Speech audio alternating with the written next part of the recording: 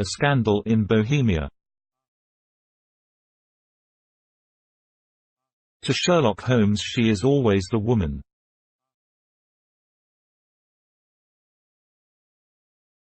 I have seldom heard him mention her under any other name.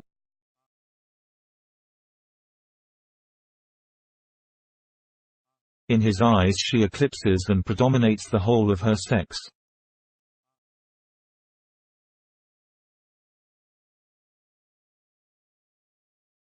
It was not that he felt any emotion akin to love for Irene Adler.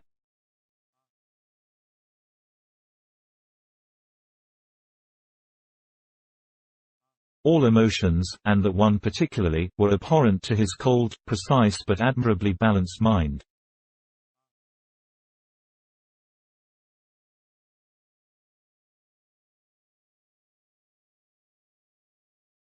He was, I take it, the most perfect reasoning and observing machine that the world has seen, but as a lover he would have placed himself in a false position.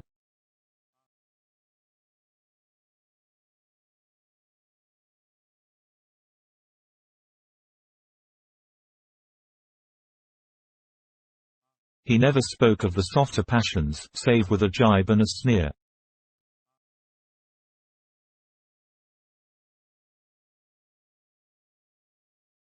They were admirable things for the observer, excellent for drawing the veil from men's motives and actions.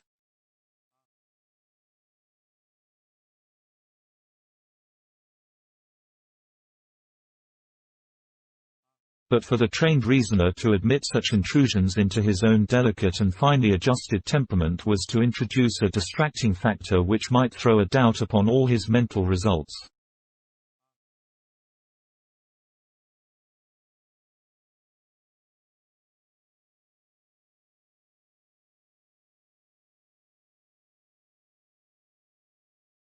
Grit in a sensitive instrument, or a crack in one of his own high-power lenses, would not be more disturbing than a strong emotion in a nature such as his.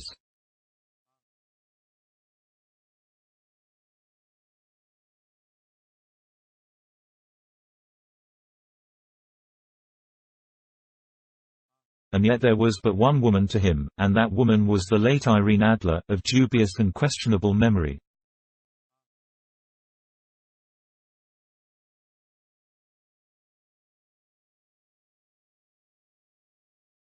I had seen little of Holmes lately. My marriage had drifted us away from each other.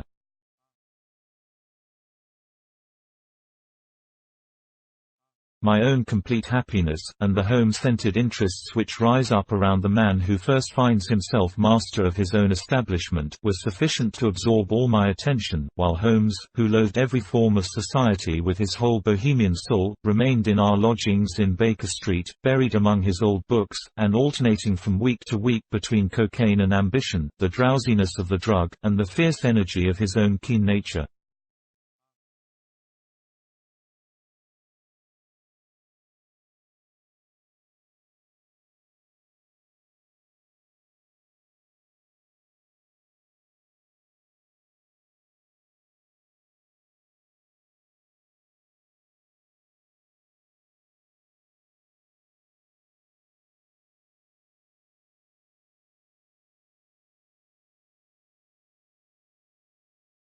He was still, as ever, deeply attracted by the study of crime, and occupied his immense faculties and extraordinary powers of observation in following out those clues, and clearing up those mysteries which had been abandoned as hopeless by the official police.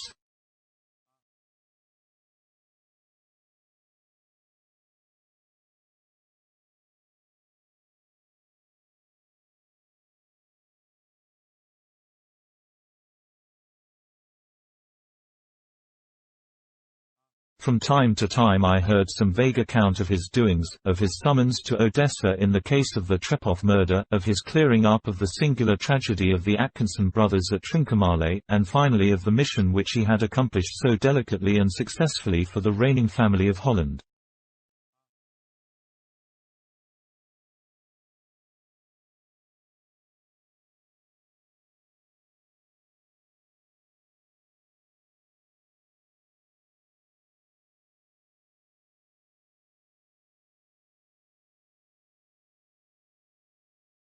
Beyond these signs of his activity, however, which I merely shared with all the readers of the daily press, I knew little of my former friend and companion.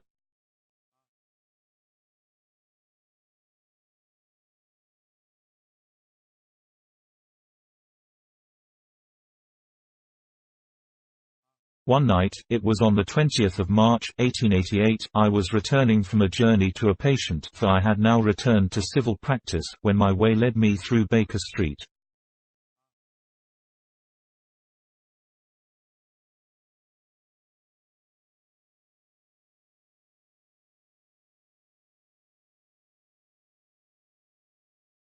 As I passed the well-remembered door, which must always be associated in my mind with my wooing, and with the dark incidents of the study in scarlet, I was seized with a keen desire to see Holmes again, and to know how he was employing his extraordinary powers.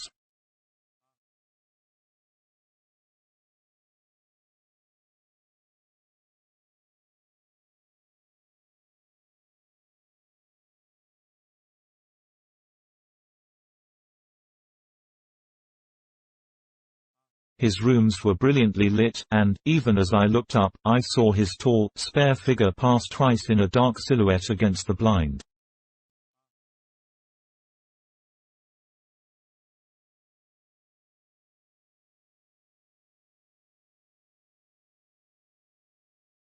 He was pacing the room swiftly, eagerly, with his head sunk upon his chest and his hands clasped behind him.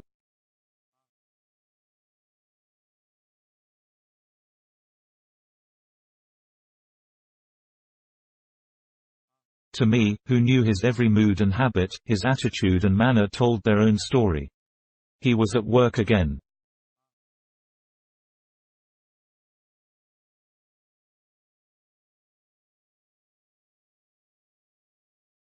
He had risen out of his drug-created dreams and was hot upon the scent of some new problem.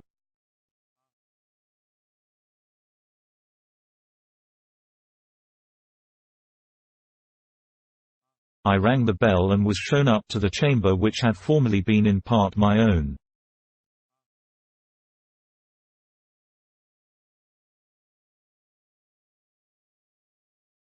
His manner was not effusive. It seldom was, but he was glad, I think, to see me.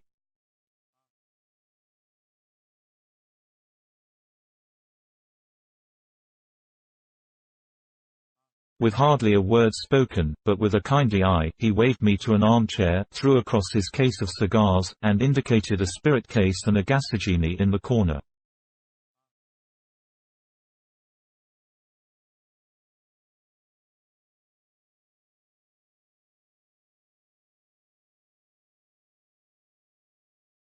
Then he stood before the fire and looked me over in his singular introspective fashion.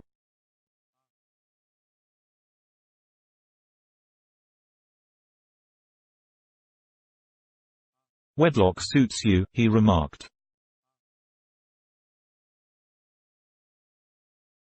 "I think, Watson, that you have put on 7.5 pounds since I saw you."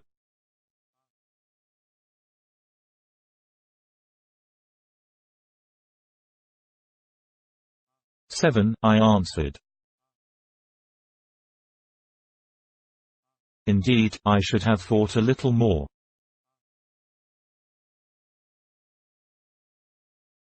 "Just a trifle more, I fancy, Watson."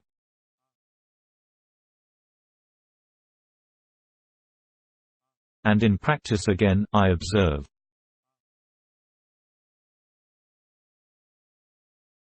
"You did not tell me that you intended to go into harness."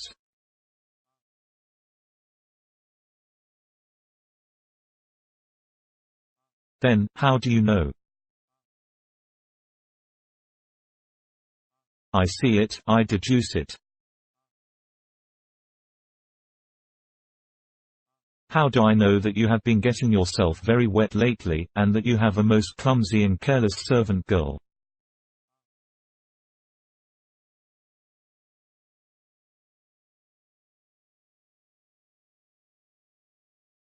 "My dear Holmes," said I, "this is too much."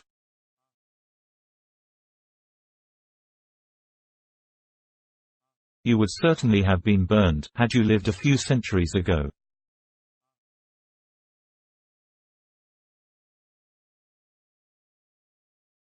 It is true that I had a country walk on Thursday and came home in a dreadful mess, but as I have changed my clothes I can't imagine how you deduce it.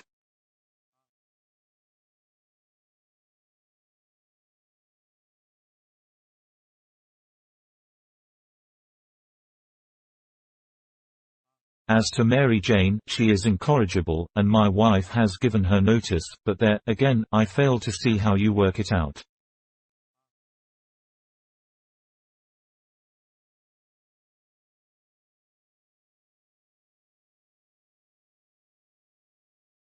He chuckled to himself and rubbed his long, nervous hands together.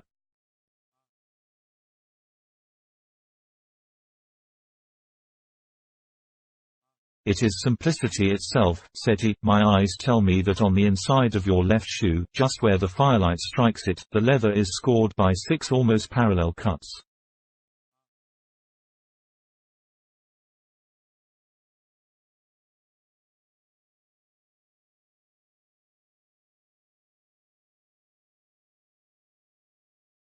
Obviously they have been caused by someone who has very carelessly scraped round the edges of the sole in order to remove crusted mud from it.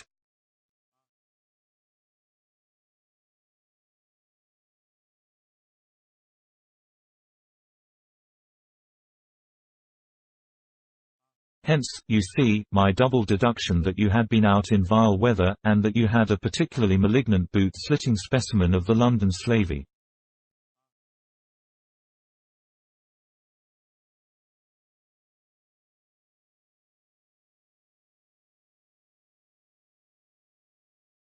"As to your practice, if a gentleman walks into my rooms smelling of iodoform, with a black mark of nitrate of silver upon his right forefinger, and a bulge on the right side of his top hat to show where he has secreted his stethoscope, I must be dull, indeed, if I do not pronounce him to be an active member of the medical profession."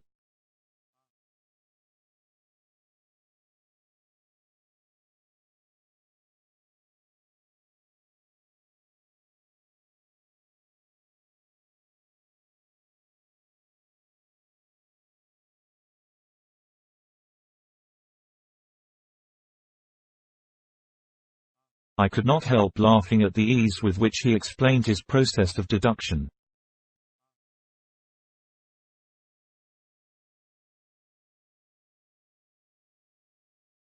"When I hear you give your reasons," I remarked, "the thing always appears to me to be so ridiculously simple that I could easily do it myself, though at each successive instance of your reasoning I am baffled until you explain your process."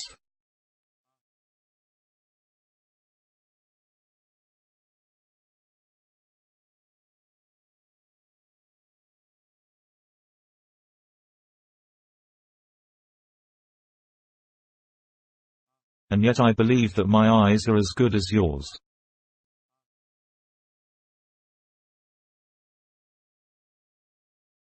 "Quite so," he answered, lighting a cigarette, and throwing himself down into an armchair.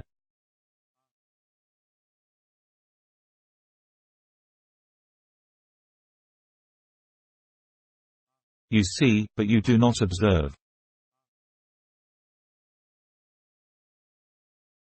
"The distinction is clear. For example, you have frequently seen the steps which lead up from the hall to this room."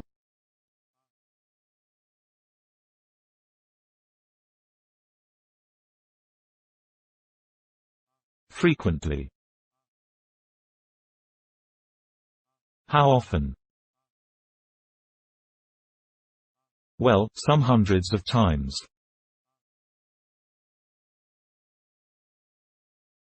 "Then how many are there?"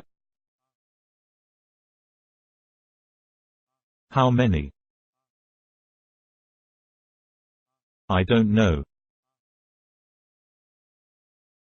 "Quite so." "You have not observed." "And yet you have seen." "That is just my point. Now, I know that there are 17 steps, because I have both seen and observed."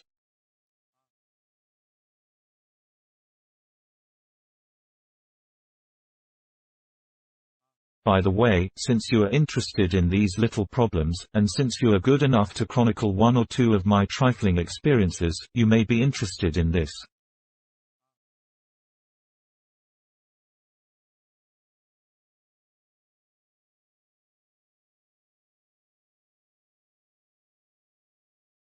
He threw over a sheet of thick, pink-tinted notepaper which had been lying open upon the table.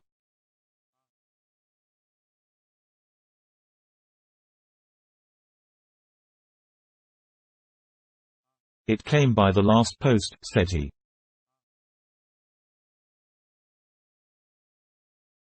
"Read it aloud."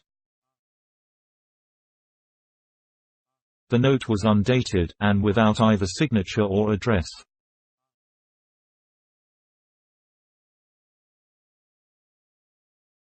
"There will call upon you tonight, at 7:45, it said, a gentleman who desires to consult you upon a matter of the very deepest moment.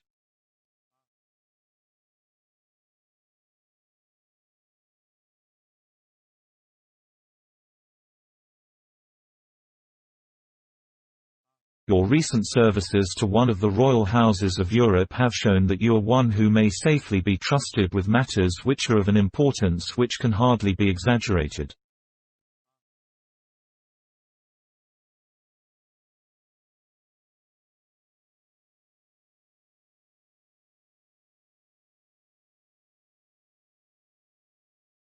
This account of you we have from all quarters received.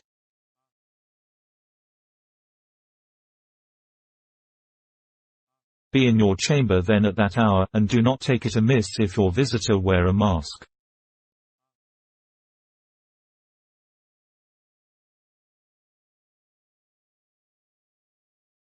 This is indeed a mystery," I remarked.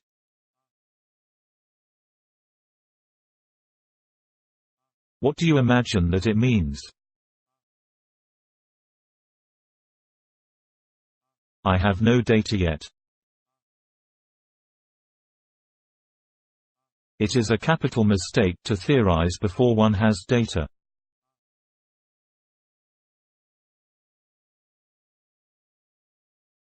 Insensibly one begins to twist facts to suit theories, instead of theories to suit facts.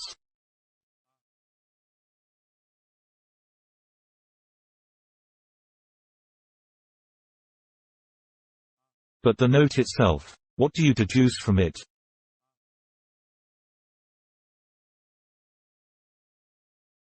I carefully examined the writing, and the paper upon which it was written.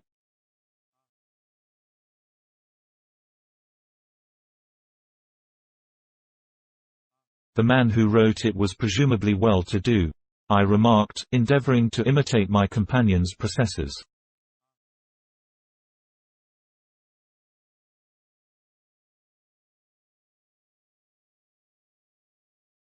Such paper could not be bought under £0.50 a packet.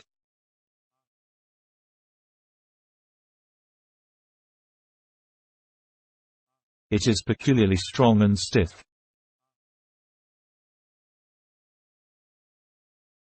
Peculiar, that is the very word, said Holmes.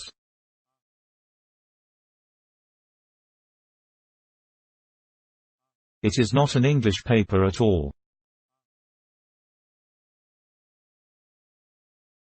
Hold it up to the light.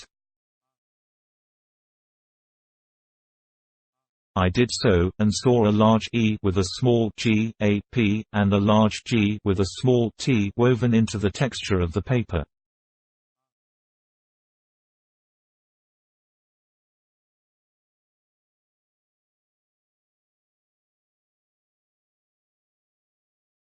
What do you make of that? Asked Holmes.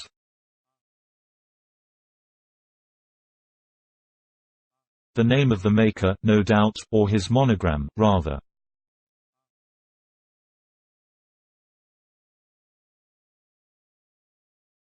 Not at all. The G with the small t stands for Gesellschaft, which is the German for company. It is a customary contraction like our co.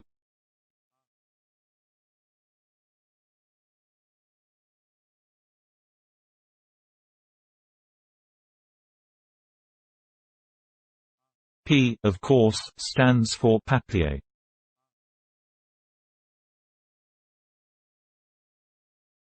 Now for the e.g., let us glance at our Continental Gazetteer.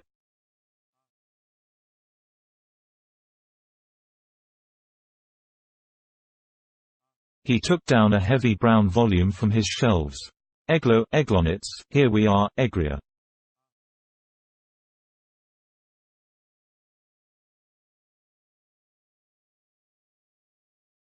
It is in a German-speaking country, in Bohemia, not far from Carlsbad.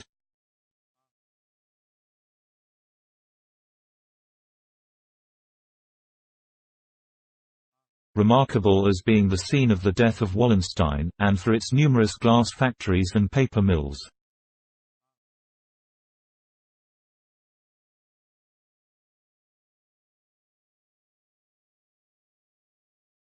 Ha, ha, my boy, what do you make of that?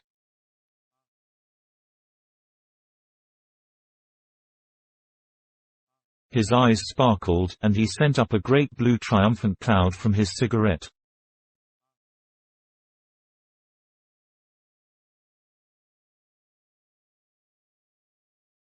The paper was made in Bohemia, I said.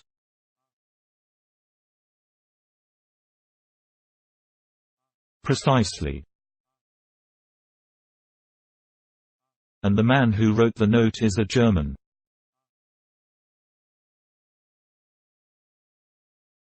Do you note the peculiar construction of the sentence, this account of you we have from all quarters received?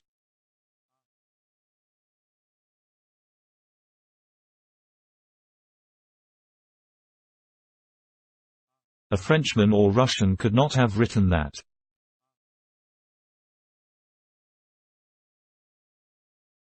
It is the German who is so uncourteous to his verbs.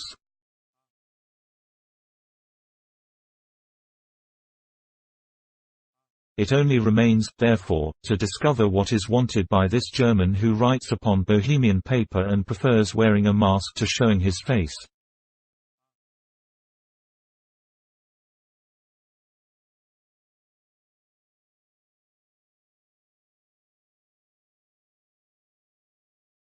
And here he comes, if I am not mistaken, to resolve all our doubts.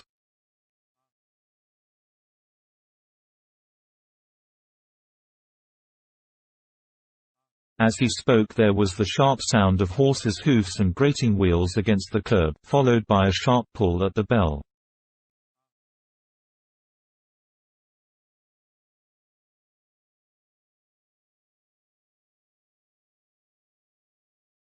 Holmes whistled. A pair, by the sound, said he. Yes, he continued, glancing out of the window. A nice little brougham and a pair of beauties.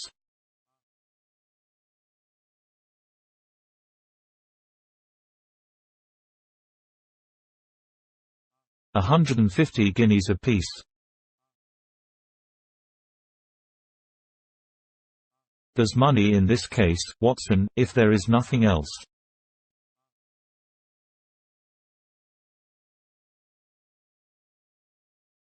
I think that I had better go, Holmes.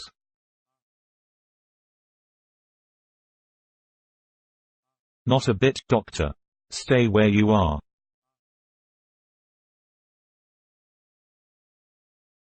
I am lost without my Boswell. And this promises to be interesting. It would be a pity to miss it.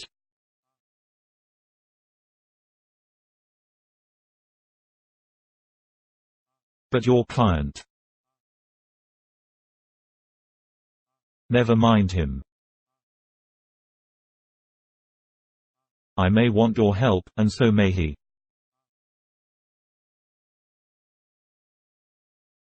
Here he comes. Sit down in that armchair, Doctor, and give us your best attention.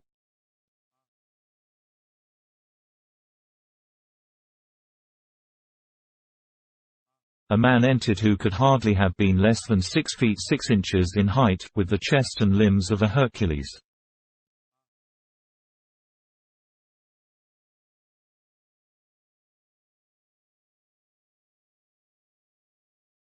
His dress was rich with a richness which would, in England, be looked upon as akin to bad taste.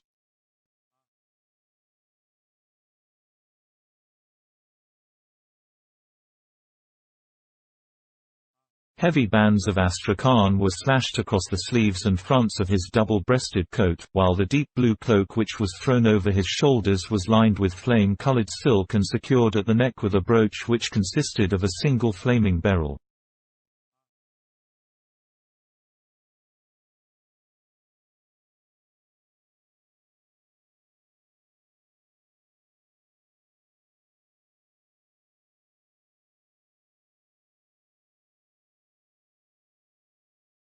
Boots which extended halfway up his calves, and which were trimmed at the tops with rich brown fur, completed the impression of barbaric opulence which was suggested by his whole appearance.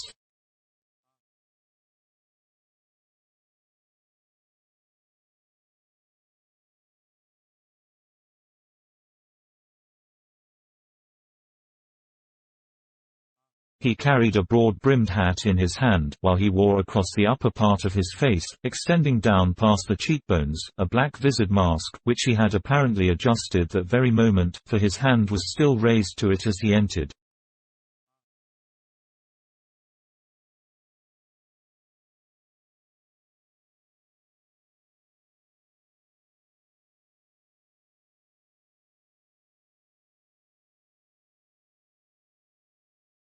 From the lower part of the face he appeared to be a man of strong character, with a thick, hanging lip, and a long, straight chin suggestive of resolution pushed to the length of obstinacy.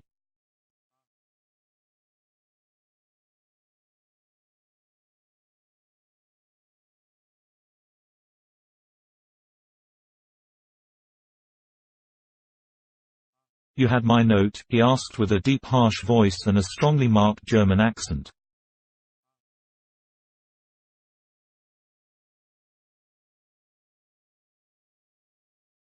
"I told you that I would call." He looked from one to the other of us, as if uncertain which to address.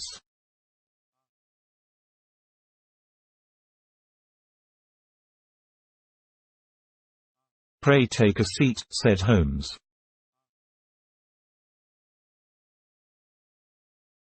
"This is my friend and colleague, Dr. Watson, who is occasionally good enough to help me in my cases."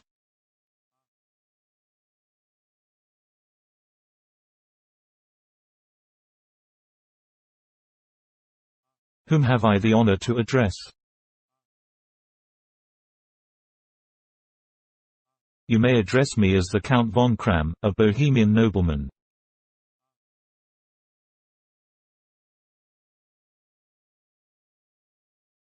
"I understand that this gentleman, your friend, is a man of honor and discretion, whom I may trust with a matter of the most extreme importance."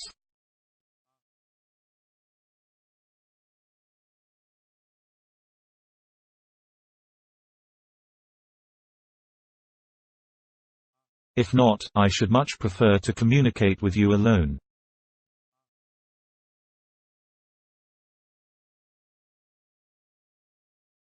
I rose to go, but Holmes caught me by the wrist and pushed me back into my chair.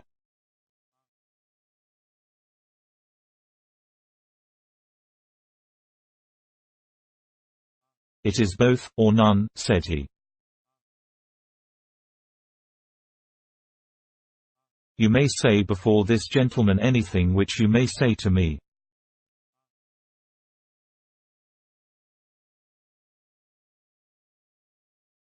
The Count shrugged his broad shoulders.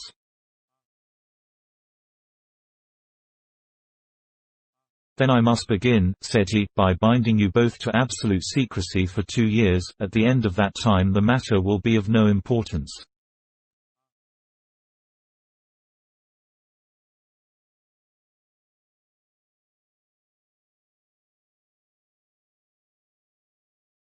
At present it is not too much to say that it is of such weight it may have an influence upon European history.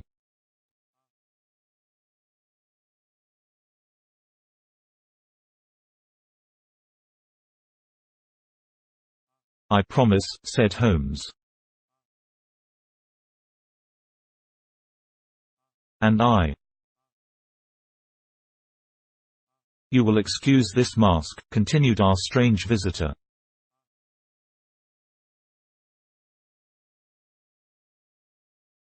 "The august person who employs me wishes his agent to be unknown to you, and I may confess at once that the title by which I have just called myself is not exactly my own."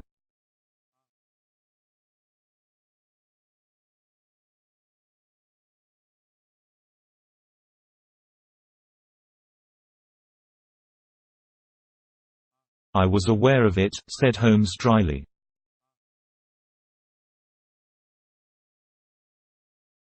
"The circumstances are of great delicacy, and every precaution has to be taken to quench what might grow to be an immense scandal and seriously compromise one of the reigning families of Europe."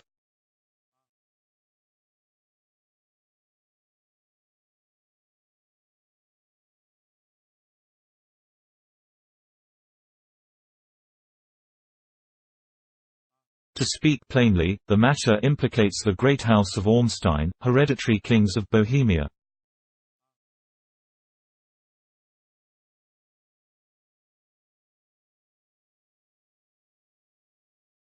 "I was also aware of that," murmured Holmes, settling himself down in his armchair and closing his eyes.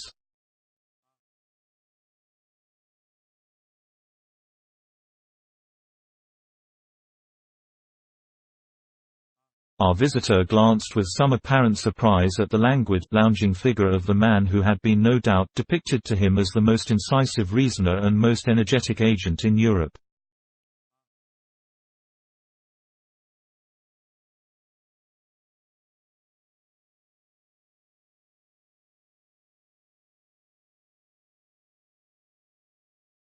Holmes slowly reopened his eyes and looked impatiently at his gigantic client.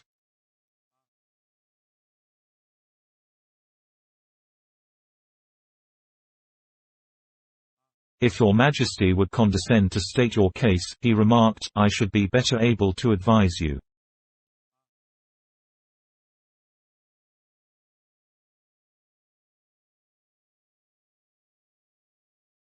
The man sprang from his chair and paced up and down the room in uncontrollable agitation.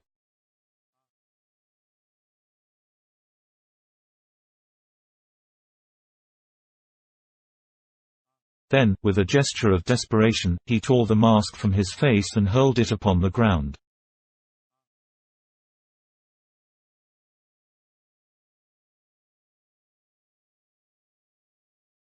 "You are right," he cried, "I am the king.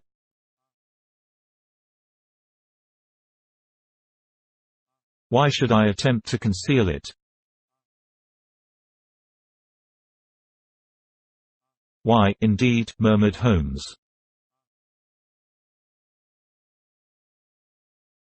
"Your Majesty had not spoken before I was aware that I was addressing Wilhelm Gottfried Sigismund von Ormstein, Grand Duke of Kassel-Felstein, and hereditary King of Bohemia."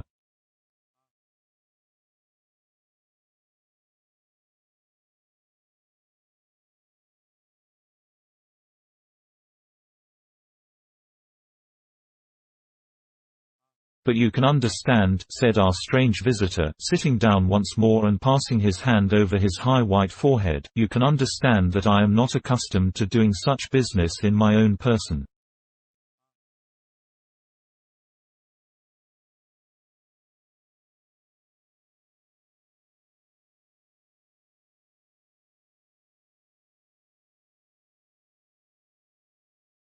Yet the matter was so delicate that I could not confide it to an agent without putting myself in his power.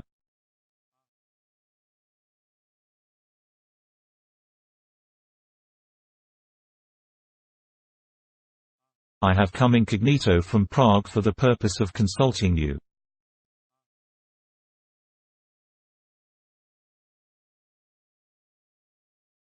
"Then, pray consult," said Holmes, shutting his eyes once more.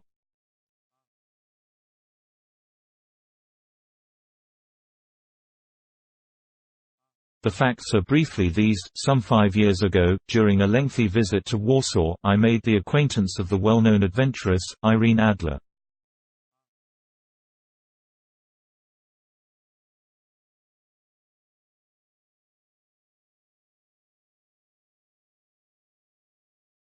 The name is no doubt familiar to you.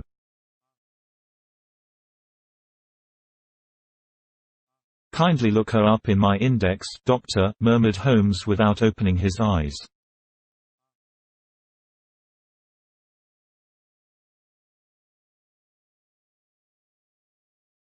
For many years he had adopted a system of docketing all paragraphs concerning men and things, so that it was difficult to name a subject or a person on which he could not at once furnish information.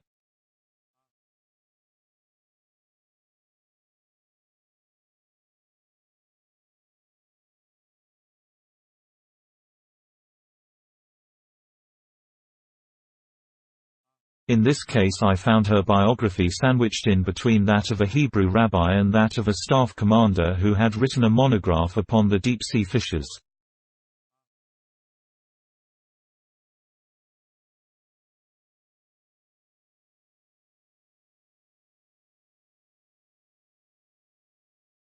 "Let me see," said Holmes.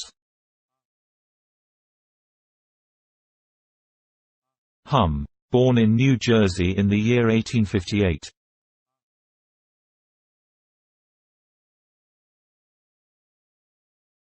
Contralto, La Scala,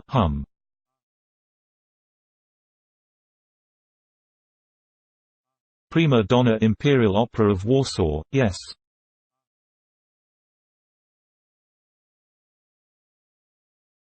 Retired from operatic stage,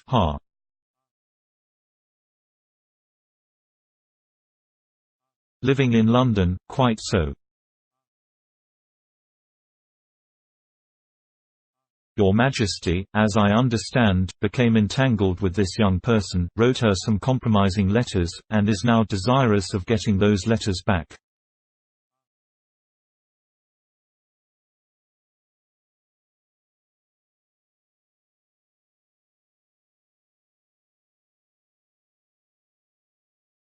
Precisely so.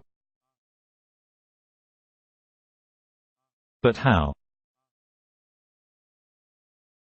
Was there a secret marriage? None. No legal papers or certificates?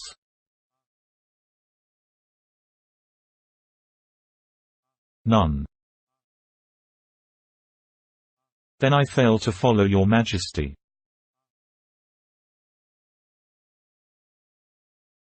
If this young person should produce her letters for blackmailing or other purposes, how is she to prove their authenticity?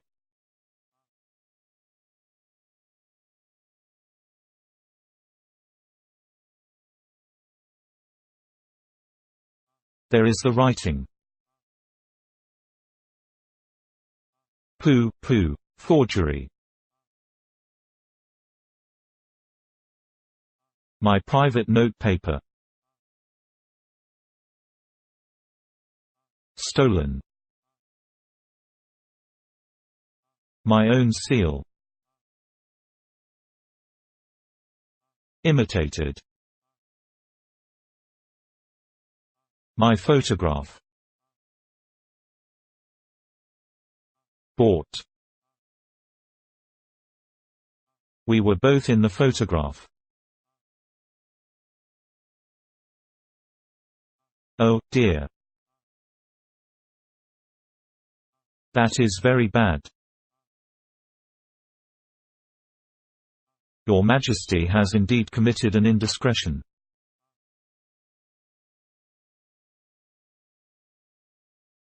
I was mad, insane. You have compromised yourself seriously.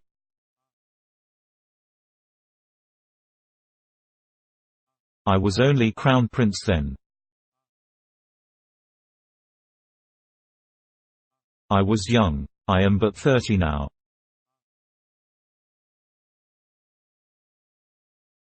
It must be recovered. We have tried and failed. Your Majesty must pay.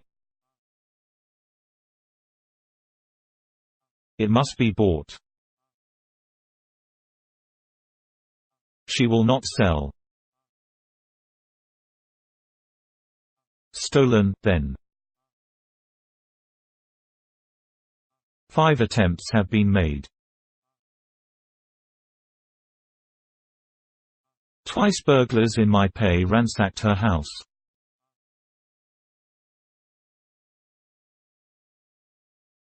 Once we diverted her luggage when she traveled.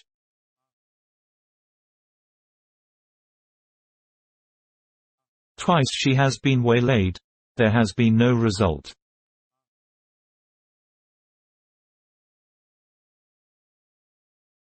No sign of it.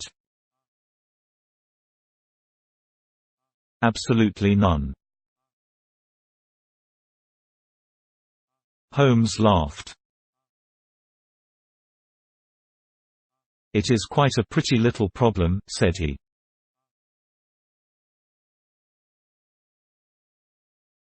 But a very serious one to me, returned the king reproachfully.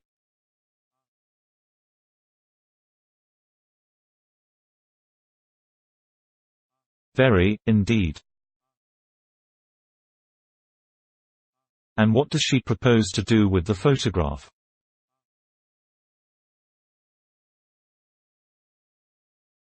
To ruin me. But how? I am about to be married. So I have heard. To Clotilde Lothman von Saxe-Meiningen, second daughter of the King of Scandinavia.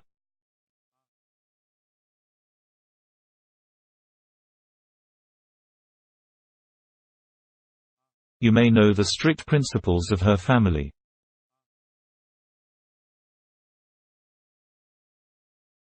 She is herself the very soul of delicacy.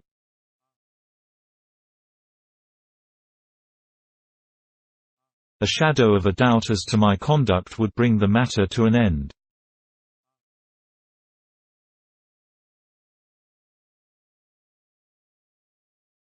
And Irene Adler threatens to send them the photograph.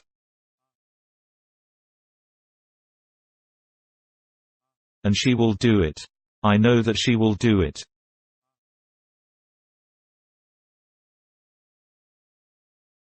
You do not know her, but she has a soul of steel.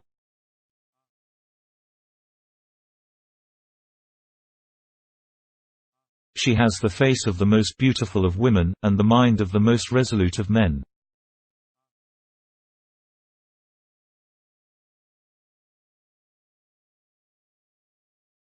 Rather than I should marry another woman, there are no lengths to which she would not go, none.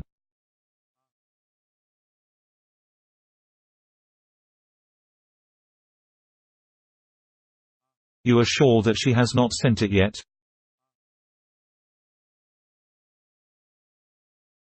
I am sure. And why? Because she has said that she would send it on the day when the betrothal was publicly proclaimed.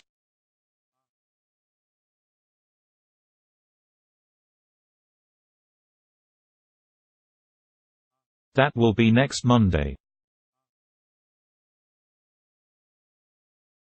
Oh, then we have 3 days yet, said Holmes with a yawn.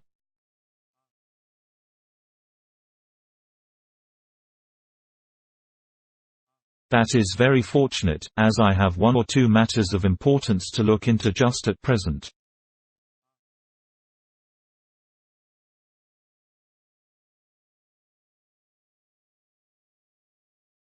Your Majesty will, of course, stay in London for the present.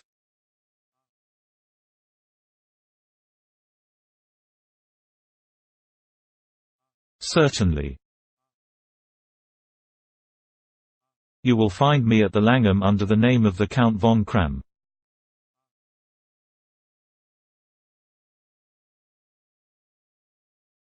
Then I shall drop you a line to let you know how we progress.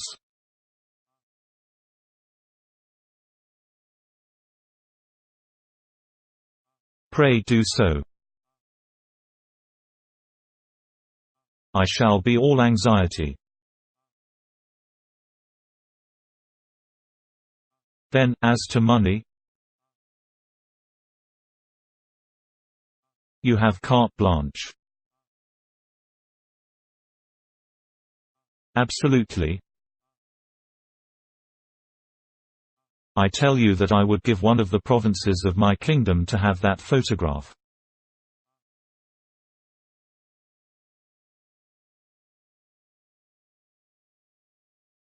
And for present expenses? The king took a heavy chamois leather bag from under his cloak and laid it on the table.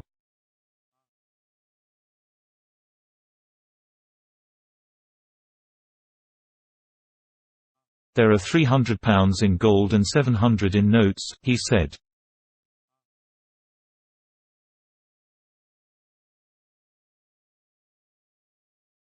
Holmes scribbled a receipt upon a sheet of his notebook and handed it to him.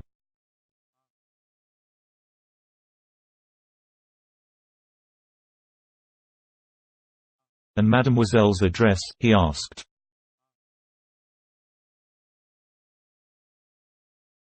Is Bryony Lodge, Serpentine Avenue, St. John's Wood.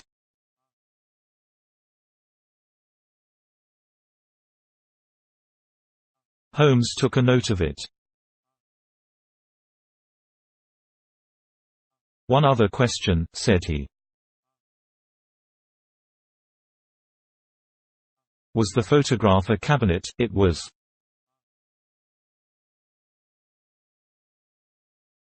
Then, good night, Your Majesty, and I trust that we shall soon have some good news for you.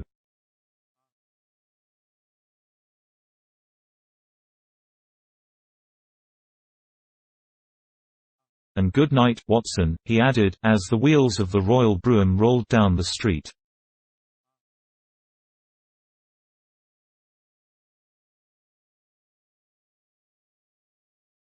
If you will be good enough to call tomorrow afternoon at 3 o'clock, I should like to chat this little matter over with you.